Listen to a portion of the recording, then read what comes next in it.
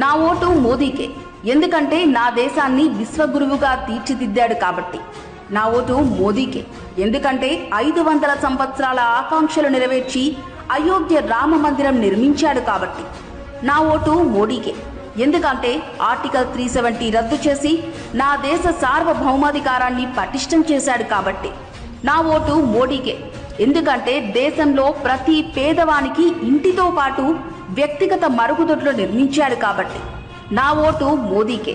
ఎందుకంటే దేశంలో ప్రతి వీధి వ్యాపారికి 10,000 నుంచి 50,000 వరకు వ్యాపార పెట్టుబడి సాయం చేశాడు కాబట్టి. నా ఓటు మోడీకే.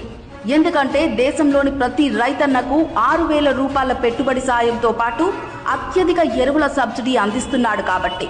నా ఓటు మోదీకే. ఎందుకంటే మాతృమూర్తుల కష్టాలను తీరుస్తూ 11 కోట్ల ఉచిత గ్యాస్ కనెక్షన్ ఇచ్చాడు కాబట్టి. నా ఓటు